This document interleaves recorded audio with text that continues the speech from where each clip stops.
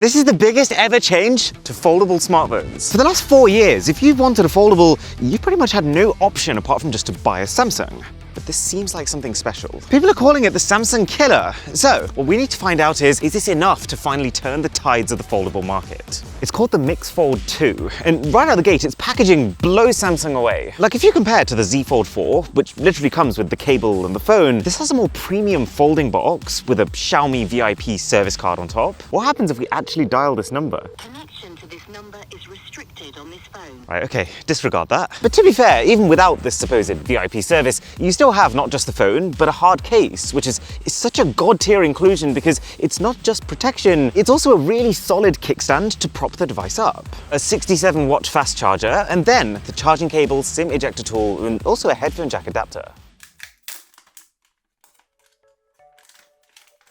This is where it gets interesting though. Literally, the moment that I took that plastic wrapper off this phone, I was hit with my second realization, that this is how a foldable phone should feel. And I'm not even referring to how it's one of the thinnest smartphones in the world when unfolded. As impressive as that is, what's even more notable is how when it's folded up, they've actually managed to make it feel like a normal phone. The combination of its slightly wider ratio versus Samsung, with the tighter hinge that protrudes less, the improved screen-to-body ratio on the front, and just the slimmer overall body of the phone, all make Samsung's current folded phone look at least 2 generations old. And it's not just an aesthetic thing, it actually makes the front screen more usable. It means you can watch Netflix without it feeling cramped and cut off. I finally get a full-size keyboard that I can use my 2 enormous thumbs to type on. Not to mention a form factor that doesn't make it feel like I have a third leg in my pocket. Just to give you an idea, while Samsung's most recent Z Fold 4 is around 15.8mm thick, this sits at 11.2, which is a vast difference, and not really much more than a normal phone, which would be around 9mm. And to top the whole thing off, it does all of that whilst also just looking neater. Thanks to a new type of hinge allowing it to fold completely flat instead of at an angle, screen bezels that actually match the natural curvature of the phone, and a centralized camera module on the back which reduces the amount of table wobbling. It's not hard to see why this phone is being called a Samsung killer.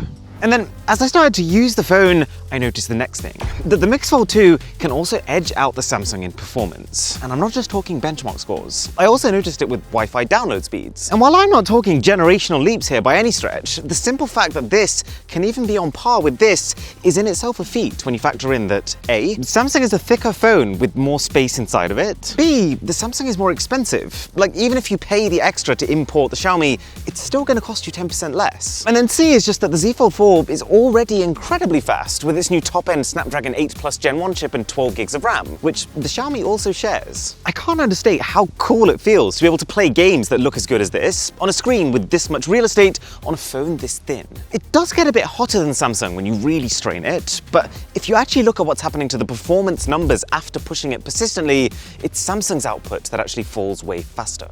And to be really honest, I was expecting to tell you that, whoa, I just spiked my butt. I was expecting to tell you that the software is the thing that ruins it. It has been for most other foldables up until this point, but that's not really the case either. There's no other way to put it apart from the fact that Xiaomi has stepped up, creating their very own software skin just for foldables called MIUI Fold. You tap the power button, which is also scanning your fingerprint while you're doing it, and you are straight away on a home screen that is taking full advantage of the extra screen space. You now get an extra 3 icons on your dock, which allow you to quickly juggle the last few apps that have been open, and the floating window tab on the other side is really useful. You can even play games in that floating window, not to mention the vast and ever-growing suite of MIUI customization. Now, I will say, I still don't think it's quite up to snuff with Samsung, who've really had time to think about the minutiae of how to optimize every single interaction. Like how with the Xiaomi, you can only split apps vertically, not horizontally, which means that if you're trying to watch a video while doing something else, that video is going to be a tiny little window in the middle. But to be fair, for the 2 weeks that I've had this, I've still always felt like I had enough extra tools that justified having a foldable over a normal flagship. The only other thing that was a little odd was that this phone really does not want you to use Google apps. Like, Chrome just wouldn't install, and it treats Gboard like a security risk, to the point where you have to go to a separate menu just to enable the option to potentially switch to it. But assuming that that's just because this is a Chinese model, it's almost hard to see where the problem is with this phone. Even the battery and the cameras, they very much keep up with its pricier rival.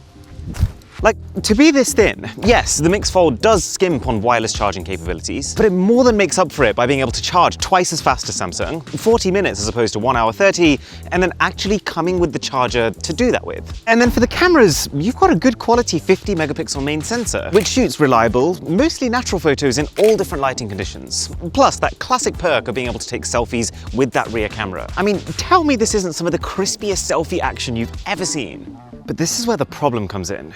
See, as much as I think that Samsung and Xiaomi, they are making the most of this foldable form factor. As much as they've loaded these phones with multitasking elements and foldable features, it doesn't change the fact that this core style of phone, this whole full screen on the front and then bigger inside screen concept, it's fundamentally inefficient. The way it's designed means that you need 2 completely separate screens and 3 sets of cameras, even though you can only ever use one at any one time, which, aside from the completely unnecessary cost, also means that when the phone is folded up, it's not just so thick that it's impractical, but you're not even getting the benefit from it being thick either. Like, it's not like right now this phone is stacked inside with components that are making it run faster or take better photos.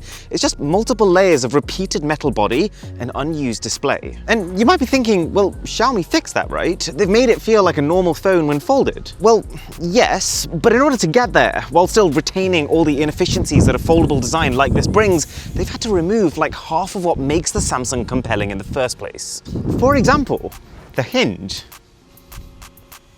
The only reason that Xiaomi's managed to make a lower profile hinge than Samsung is by making it less sturdy. You'll notice when you open this phone up, it just kind of springs all the way open, instead of Samsung's whole flex mode feature that allows you 40 degrees of freedom in which the hinge can hold itself and the apps can adapt around it. Or I mean, technically this Xiaomi has a Harman Kardon tuned dual speaker system. It's not very good though. You can tune the equalizer all you want, but the pure physics of trying to pump punchy sound out of a 5mm thick layer of phone, it just doesn't add up. And the end result is that it just sounds tinny. But a sub to the channel would be harmonic. Or with the cameras, yes, the main sensor usually takes good photos, but both the ultra-wide and the zoom cameras have been massively nerfed to try and minimize the protrusion. They're both solid in bright lighting conditions, but fall apart as the light starts to dip. We've just found some wild deer over here. Let's see if we can use the zoom camera to actually take a decent photo. That's not great. Oh dear. And also, you know this selfie camera on the inside? That's actually just an ambient light sensor.